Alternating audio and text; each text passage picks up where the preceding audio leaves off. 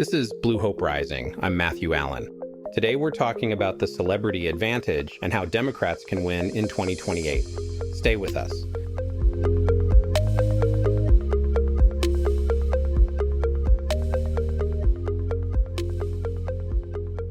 Okay, let's get into this. When I first mentioned celebrity candidates to some of my progressive friends, they looked at me like I'd suggested we nominate my golden retriever for Secretary of State. I get it. The whole idea feels a bit uncomfortable, right? Like we're giving up on substance for style. But here's the thing. What if we could have both? What if the right celebrity could grab people's attention and deliver progressive policies that actually help working families? Because that's what I'm talking about here. Not just fame for fame's sake, but using recognition as a tool to break through the noise and actually get important ideas heard. Before you click away, let me ask you this. Didn't we all roll our eyes when Trump came down that golden escalator? How'd that work out for us? Sometimes the ideas that make us the most uncomfortable are the ones we need to consider most carefully. Let's be crystal clear about something. I'm not suggesting we just pick whoever has the most Instagram followers and call it a day. Being good on camera obviously isn't enough for running a country, and nobody knows that better than those of us who've watched certain famous people crash and burn in office. What we're looking for goes way deeper than fame. We need celebrities who've shown real leadership, critical thinking, and commitment to important causes. Take Jon Stewart. His advocacy for 9/11 first responders wasn't just showing up for a photo op. He learned the policy details, built coalitions, and showed up year after year until it got done. He testified before Congress, called out hypocrisy from both parties, and used his platform to keep attention on an issue that would have been forgotten otherwise. Or look at George Clooney's work in Sudan, where he literally helped create a satellite monitoring program to prevent genocide. That required understanding geopolitics, technology, and human rights law. Not exactly light reading for someone just looking for good publicity. These aren't superficial commitments. They're deep engagement with complex issues. And that's what separates a celebrity candidate from a celebrity publicity stunt. When I talk about Ruby voters, remember that's radically uninformed, blindingly inattentive. I'm not trying to insult anybody's intelligence. These aren't dumb people. They're ultra-stressed people. They're working multiple jobs, raising kids, caring for parents, and trying to keep their heads above water in an economy that feels designed to drown them. Politics is just one more thing competing for their limited attention, and let's be honest, it's not really the most entertaining option in their content feed. So they make decisions based on limited information and gut feelings. This isn't a judgment, it's just reality. And here's the important part. Democrats keep ignoring this reality. We keep thinking if we just talk slower and louder about our policies, people will magically get it. But that approach assumes people have the time and energy to listen to those explanations in the first place. Celebrity candidates offer a way to break through that attention barrier. Not to trick people, but to meet them where they are and then lift them up with ideas that can actually improve their lives. If you want to learn more about the Ruby framework, check out Who the Hell Are the Rubies and our companion episode, The Science Behind Ruby Theory. Remember when no one took Trump seriously? Let's take a quick trip back to 2015, before Trump was everywhere. Dreamy, right? But remember when he came down that golden escalator to announce his run? The reaction was pretty much universal eye-rolling, by everyone. The media treated it like an absurd publicity stunt. Political analysts were like, cute, but Jeb Bush has this thing on lock. GOP insiders literally laughed at the idea of Trump. By the way, what the hell ever happened to Jeb Bush anyway? Somebody needs to do a welfare check. Fast forward to November 2016, and Trump had not only crushed all the other GOP candidates, he had beaten Hillary Clinton and detonated a political nuke, leaving behind a landscape no one recognized. All that skepticism and dismissal turned out to be exactly the wrong response. In hindsight, it makes sense. The celebrity advantage worked like magic with Rubies. They already felt like they knew him from TV. They didn't need policy papers or political experience. They had a gut feeling, and that was enough. So if you're feeling skeptical about the idea of a Democratic celebrity candidate right now, I get it. But remember how wrong everyone was about Trump. Someone from our list might just be the next political earthquake, but this time for good instead of chaos. Now let's talk about how celebrity is part of a broader strategy. Let me be super clear about something. Celebrity is just the door opener, not the whole strategy. It's what gets people to stop scrolling and pay attention, but what we say once we have that attention still matters enormously. We still need strong policies that actually help working people. We still need grassroots organizing to build support from the ground up. We still need all the traditional elements of political campaigns. Think of it like this. The celebrity gets people to open the email, but what's written inside still has to be worth reading. When our candidate talks about how everyone making under 50 grand will pay zero federal taxes, or how every American deserves a $650 monthly dividend from our shared prosperity, those ideas need to be rock solid. By the way, we've got episodes for both of those policy ideas. What I'm talking about here is using star power as a battering ram to break through the walls of indifference and distraction, but then backing it up with serious, substantive policies that can withstand scrutiny and actually improve people's lives. Before we jump into our candidate list, let's talk about what makes a celebrity candidate actually work. Because it's not just about being famous, you know? If that was all it took, we could run the Cash Me Outside girl and call it a day. No, what we're looking for is way more specific. Think of it like casting the lead role in the most important movie ever made, except this movie is about saving democracy, and the audience is a bunch of exhausted Ruby voters who are just trying to get through their day. Here's what matters, and why. Familiarity. This is huge for Rubies. Remember what we learned earlier? They don't have time to research candidates or read policy papers. They're making snap decisions based on what feels familiar. When they see a name on the ballot, it needs to click instantly. Oh yeah, that guy from those movies I like. That's worth more than 100 policy speeches. Strength. When Rubies are stressed about, well, everything, they're looking for someone who feels solid, reliable, the kind of person who could inspire action without breaking a sweat, and make you believe they could carry the weight of the world on their shoulders. This isn't about political leadership experience. It's about something more basic and instinctual. It's that feeling you get when someone walks into a room and you just know they've got things under control. Smarts. This isn't about Ivy League degrees or fancy credentials. Look, these candidates need to be smart, really smart, but where they never make you feel dumb for asking questions. You know the type. They can break down complicated ideas without sounding like a professor or a politician. The opposite of those people who clearly love the sound of their own voice explaining things. You know who you are. Charisma. Look, I know this sounds silly, but it matters a lot. Rubies aren't voting based on detailed policy analysis. They're voting for someone they feel like they know and trust, someone who feels real to them. Unlike J.D. Vance, who treats every human interaction like he's an alien trying to pass a citizenship test, we need someone who can walk into a room and make everyone feel like they're all in this together. Wholesomeness.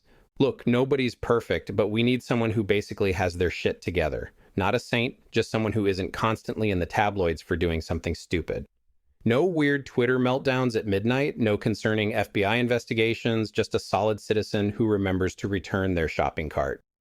Humor. This one's tricky because it can't feel forced. We don't need a comedian, but we need someone who can actually land a joke without making everyone cringe.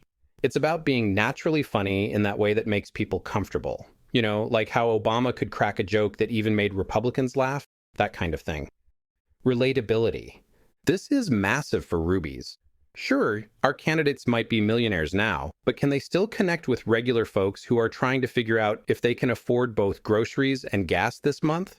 We need someone who hasn't forgotten what it's like to worry about money, even if they're not worried about it anymore. Progressive values. We're not looking for someone who just learned what progressive policies are from a Wikipedia page last week. These folks need to have a track record of fighting for working families, standing up to big money interests, and making sure everyone gets a fair shot. When you look at their history, it should be crystal clear that they're committed to leveling the playing field and ensuring the wealthy pay their fair share. No wishy-washy both sides bullshit, no corporate bootlicking. Political engagement. Here's where it gets interesting. We don't need someone who's been living and breathing politics their whole life. That might actually be a downside, you know? But they should have some history of caring about big issues, speaking up when it counts, maybe using their platform to support good causes. Basically, proof that they've been paying attention and taking sides for the right reasons. Invulnerability. This one's super important because the Republicans are going to throw everything they've got at our candidate. They're going to make up wild stories, spread rumors, and try to plant doubt in people's minds. Remember, rubies don't fact-check things. They just absorb whatever they hear. So we need someone so squeaky clean that any accusations just sound ridiculous on their face. When the GOP starts spinning tales about how Matt Damon is secretly eating the dogs, eating the cats, we want rubies rolling their eyes so hard they strain something. The cleaner the record, the better our chances of keeping rubies on our side. Electability. Let's talk about electability for a minute, because it's kind of the whole ballgame here. We're looking for someone who can actually win this thing, not just look good on paper. That means navigating two completely different contests. First, surviving the Democratic primaries, where they'll need to connect with the party faithful without saying anything that'll come back to haunt them. And then pivoting to win over those crucial Ruby voters in the general election. The ideal candidate needs to thread this needle perfectly, appearing progressive enough for the base, but not so far left that swing voters get nervous. It's honestly a ridiculous tightrope to walk. But hey, that's American politics for you. And while we're keeping it real, let's admit that certain factors like race and gender still affect electability in ways that aren't fair, but are sadly predictable, especially with those Ruby voters we're trying to reach. A note about gender. Before we dive into our top candidates, we need to talk about something uncomfortable. You might have noticed our list focuses on male celebrities, and I know that doesn't feel great. I wish it weren't this way. I truly do. But after watching qualified women candidates face uphill battles, we have to be strategic about our immediate next steps. This isn't about what's right in an ideal world. It's about winning in the very imperfect world we've got right now, so that we can make it better in the future. Here's the thing. Running a celebrity woman would face the same structural biases as running a traditional woman politician, just with different packaging. It doesn't solve the fundamental problem. Think of it this way. If you're trying to rescue someone from a burning building, you don't stop to argue about the architectural flaws that made the building unsafe. You get the people out first, then work on making better building codes. Right now, we need to win in 2028 with whatever advantages we can find. Then we can work to break down the barriers that women face, so that in 2032 or 2036, we're not having this same frustrating conversation. Look, I'll get personal here. I'm a dad with 2 daughters, and nothing would make me prouder than to see them grow up in a world where they really could be president. When I look at their faces, I feel this weird mix of hope and worry. I want them to believe they can do anything, but I also don't want them to slam into the same glass ceilings that have stopped so many brilliant women before them. So, yeah, this strategy feels uncomfortable. It sucks, and feels like a compromise, because it is one. But it's a compromise I'm willing to make right now so that by the time my girls are grown, maybe we'll have finally moved past all this nonsense about what a president looks like. I know this conversation isn't easy. Many of us dream of the day when a candidate's gender is completely irrelevant to their electability.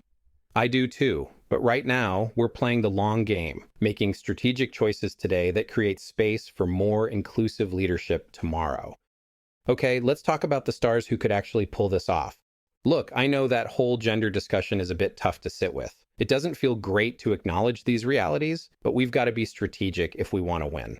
So let's get to the fun part now. The actual celebrities who could make this work. I've put together a full top 10 list that you can check out on our blog at bluehoperising.com. And honestly, it's worth a visit just to see the hilarious campaign photos we created. The Rock holding a baby looks absolutely ridiculous in the best possible way. For this podcast, though, I'm going to focus on just the top 5. Trust me, any of these guys would be amazing, but we've only got so much time, and I want to really dig into what makes these particular candidates so perfect for this moment. So grab a drink and let's count down from number 5 to number 1. Our first pick brings the kind of smart, steady energy that makes you feel like everything's going to be okay. At number 5, we've got Matt Damon. Overall score 8.8. Born in Cambridge, Massachusetts, and now 53, Matt Damon is the guy who can save the world in The Martian, outsmart everyone in Good Will Hunting, and still make you feel like he'd help shovel your driveway. With his intelligence, calm competence, and philanthropy, he's built a reputation as one of Hollywood's genuinely good guys. A passionate advocate for clean water through water.org and a champion for global education, Damon is more about substance than showbiz. He's the thoughtful, relatable candidate who doesn't grandstand but gets things done. Basically, if Jason Bourne ran for president, you'd vote for him too. Let's take a look at his strengths. Familiarity, 9. Damon is a household name due to his long-standing success in Hollywood. His roles in Good Will Hunting, the Bourne series, and other critically acclaimed films have ensured consistent public recognition over the years. Additionally, his off-screen advocacy, philanthropy, and reputation as an approachable celebrity keep him relevant in public discourse. Strength, 9. Damon's performances in roles like Jason Bourne convey decisiveness, physical resilience, and strategic leadership, traits many associate with strength. Off-screen, his calm, measured demeanor suggests a leader who is steady under pressure, while his quiet approach may be perceived as less forceful compared to more outspoken personalities. It aligns with a thoughtful and reliable leadership style. Relatability, 9. Damon's Boston roots, grounded personality, and focus on meaningful issues make him highly relatable to a wide audience. He manages to balance his celebrity status with a sense of authenticity that resonates with everyday Americans, positioning him as someone who understands and cares about real-world concerns. Matt Damon gives us brains, but our number 4 pick gives us something we're all craving right now, that warm, trustworthy presence that feels like coming home. At number 4, we've got Tom Hanks. Overall score, 9.0. Born in Concord, California, and now 68, Tom Hanks is America's unofficial dad and one of Hollywood's most beloved icons. From unforgettable roles in Big and Forrest Gump to inspiring us in Saving Private Ryan and Toy Story, he's built a career on talent, charm, and an unshakable reputation for being genuinely good-hearted. Off-screen, he's just as impressive, advocating for education, veterans' rights, and the arts. With universal name recognition, a squeaky clean image, and a guy you'd grab coffee with vibe, Hanks is the kind of leader who could make kindness, decency, and sincerity the coolest things in politics. Let's take a look at his strengths. Wholesomeness, 10. Hanks's spotless reputation and unwavering decency give him an almost untouchable quality. He's the human embodiment of the good guy. His sincerity is so genuine that even the harshest critics would struggle to find an angle of attack. He's not just America's moral rock. He's the kind of steady presence that makes you believe good things can still happen. Relatability, 10. Hanks's humble demeanor and family man image make him feel less like a Hollywood legend and more like the neighbor who helps you fix your lawnmower. He has a way of connecting with people that feels natural, like an old friend you can trust. It's not just relatability, it's the kind of authenticity that makes you forget he's one of the most famous people in the world. Charisma, 10. With a warm smile and calm demeanor, Hanks's charisma isn't flashy. It's comforting, like the cinematic equivalent of a home-cooked meal. He doesn't command attention, he earns it naturally through genuine connection. Whether he's playing an everyday hero or just being himself in interviews, Hanks radiates a trustworthy presence that makes you feel like you're catching up with an old friend who always remembers to ask about your family. America's dad is tough to beat, but our number 3 pick has spent years breaking down complex issues with the perfect blend of humor and heart. At number 3, we've got Jon Stewart. Overall score, 9.0. Jon Stewart, born in New York City and now 62, has the kind of charm that makes you want to grab a beer with him and the brains that make you hang on his every word. Best known as the sharp-tongued, quick-witted host of The Daily Show, he turned political satire into an art form, calling out nonsense with a perfectly timed punchline while holding politicians and the media accountable. But Stewart isn't just about the laughs. He's got real conviction, pouring his energy into advocacy for 9/11 first responders and veterans' health long after leaving the spotlight. Whether he's breaking down big issues with clarity or fighting for people who need a voice, he's the rare blend of comedian and crusader who makes you laugh, think, and root for him all at once. Let's take a look at his strengths. Smarts, 10. Stewart is known for his incisive analysis of political and societal issues. His ability to distill complex topics into digestible, impactful commentary reflects intellectual depth and strategic thinking. His interviews with politicians, scholars, and activists have demonstrated his capacity to challenge ideas and engage deeply with policy and philosophy. Humor 10. As one of the most celebrated political satirists of all time, humor is Stewart's hallmark. His ability to use comedy to make poignant critiques and connect with audiences is unparalleled. This skill would be invaluable in debates, speeches, and public appearances, allowing him to disarm opponents and engage voters effectively. Political engagement 10. Stewart's political engagement is extensive, spanning decades of advocacy and activism. Beyond his satirical critiques on The Daily Show, he has played a direct role in lobbying for legislative changes, particularly for 9/11 first responders and veterans. His recent advocacy for burn pit legislation showcases his sustained commitment to influencing public policy and holding leaders accountable. John makes us think while we laugh, but our number 2 pick makes us believe in Hollywood activism that actually works. At number 2, we have George Clooney. Overall score, 9.1. Born in Lexington, Kentucky, and now 63, Clooney is the perfect blend of Hollywood sophistication and heartfelt activism.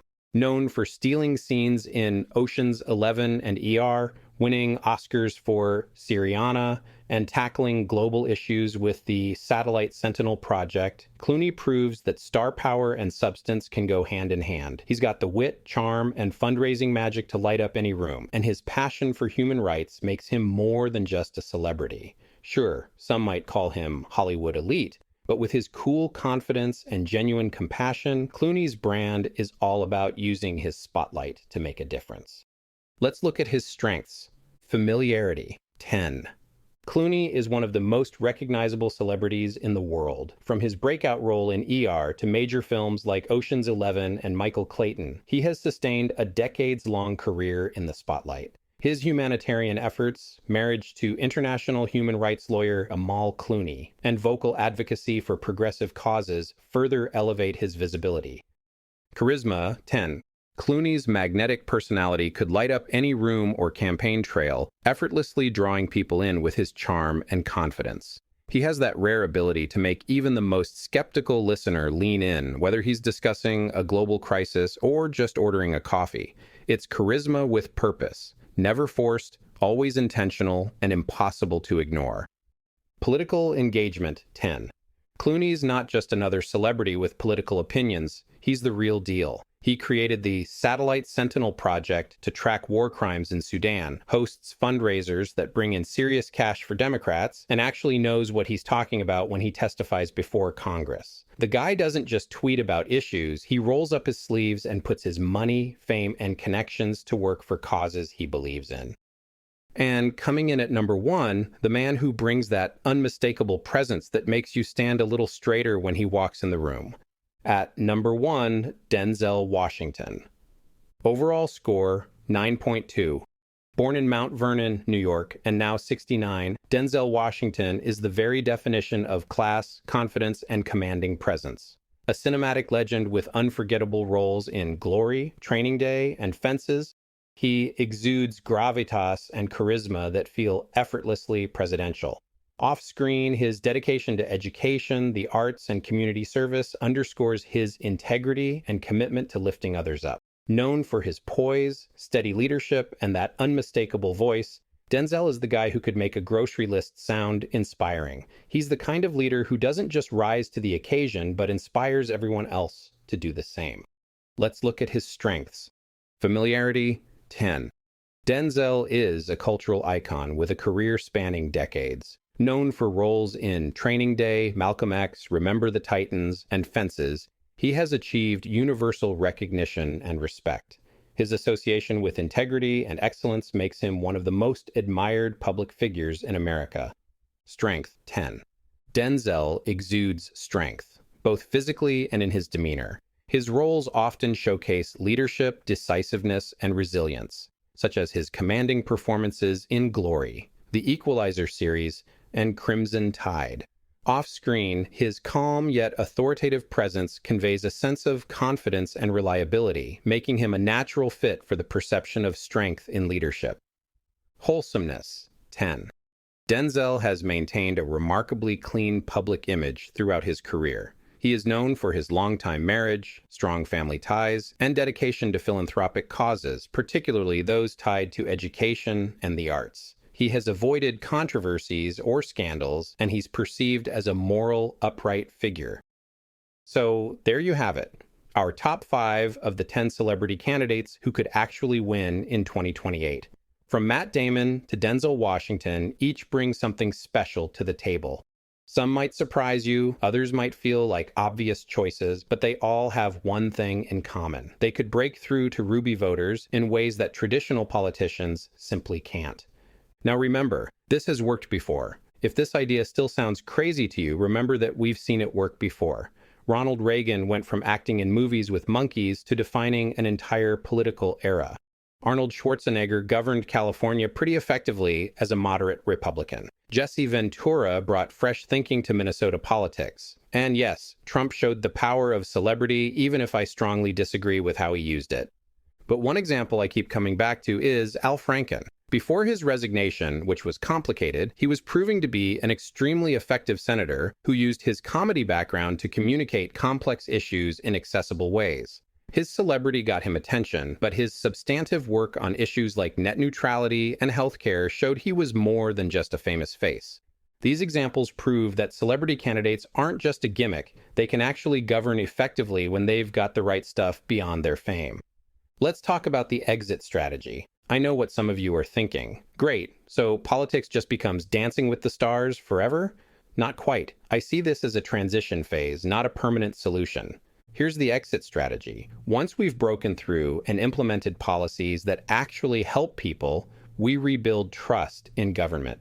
When Rubies see their lives improving because of progressive policies, when they have more money in their pockets, better healthcare, and more economic security, they'll be more willing to pay attention to politics. That creates the space for a more substantive democracy to emerge. We use this approach to win now, deliver real results, and then create the conditions for a healthier political system in the future. In the meantime, we can use these high-profile platforms to elevate diverse voices and prepare the next generation of leaders for their turn at the helm, including many more women and people of color. But before we get too comfortable thinking about that bright future, we need to have an uncomfortable conversation about how we get there.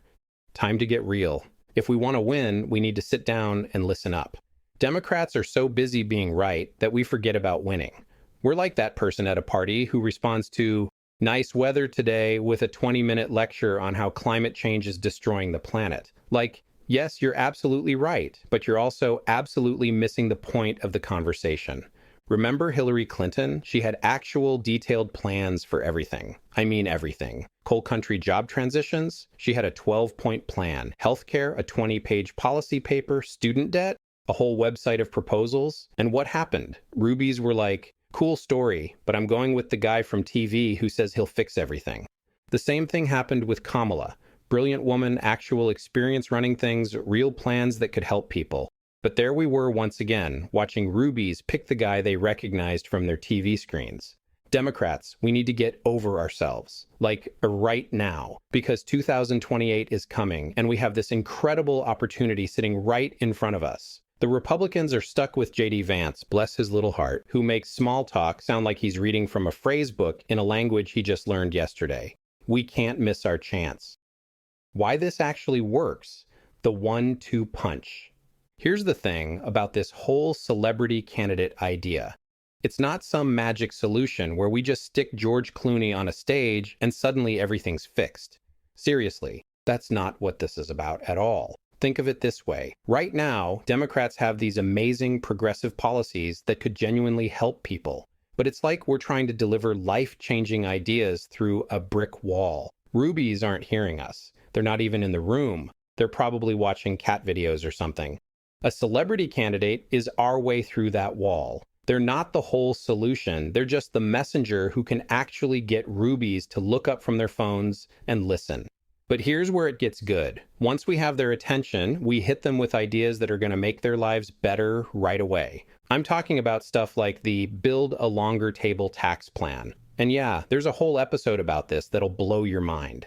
Imagine walking up to Rubies and saying, hey, making less than 50 grand a year? Keep it, all of it, no taxes. That's an extra $5,000 in your pocket every year. Making between $50,000 and $240,000, you're paying less taxes too. And if you're one of those folks pulling in millions, well, you'll be paying more, but you'll be fine, I promise. Or check out the American Dividend Plan. That's another episode you're going to want to hear. How does an extra $650 in your bank account every single month sound? Not some government handout, but your fair share of America's prosperity. We'll pay for it with a VAT tax that hits the fancy stuff. You know, luxury cars and designer handbags, but leaves your groceries and doctor visits alone. When someone like Denzel explains this one, rubies aren't going to be checking their Instagram. They're going to be planning what they could do with that extra cash every month. Look, this isn't just a theory. After the election, I was talking to an acquaintance who is the textbook definition of a Ruby voter, works 2 jobs, has 3 kids, and honestly couldn't tell you who their representative is if you paid them. Politics is just not on their radar. So, just as an experiment, I floated the idea of someone like Denzel or Clooney running for president, along with these 2 proposals. 0 taxes under 50 grand, and that monthly $650 dividend. You should have seen their eyes light up. Suddenly they were engaged, asking questions, wanting to know more. That would literally change our lives, he said. And he meant it. Is that just a data point of one? Sure, but it's not nothing. It's a real person who normally tunes politics out completely, suddenly tuning in because the messenger felt trustworthy and the message spoke directly to their daily struggles. This is why 2028 gets me so fired up. The Republicans are stuck with J.D. Vance, who treats every conversation like he's an alien trying to learn how to human from a WikiHow article.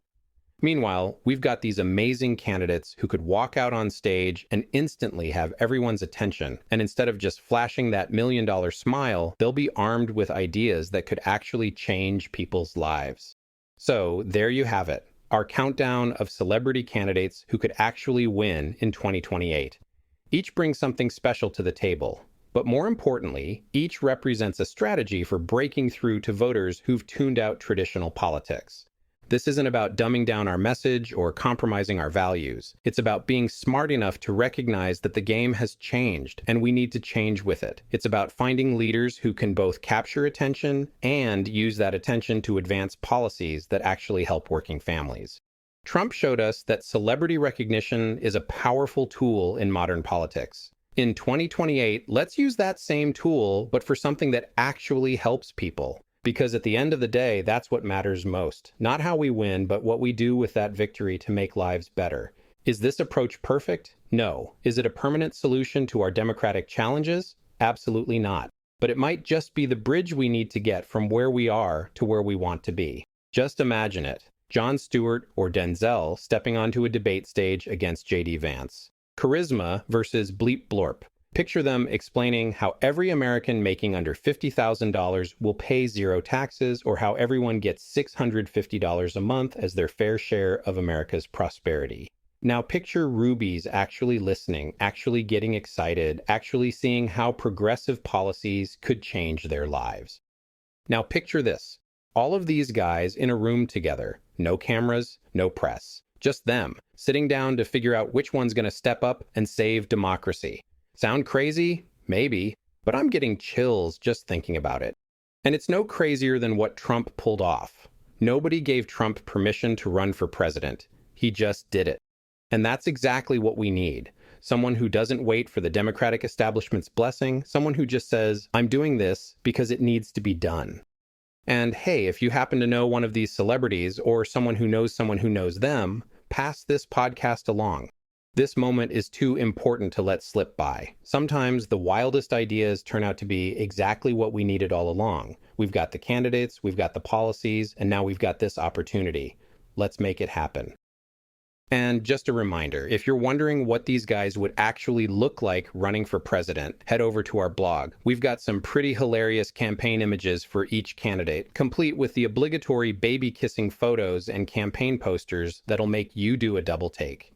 It's worth checking out just to see AI Robert Downey Jr. surrounded by all the other AI Robert Downey Jr.'s. The link's in the show notes, or just head to bluehoperising.com to find it.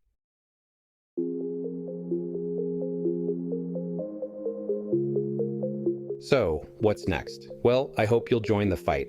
Find us on Reddit, where progressives are coming together to focus on smart solutions, not just outrage.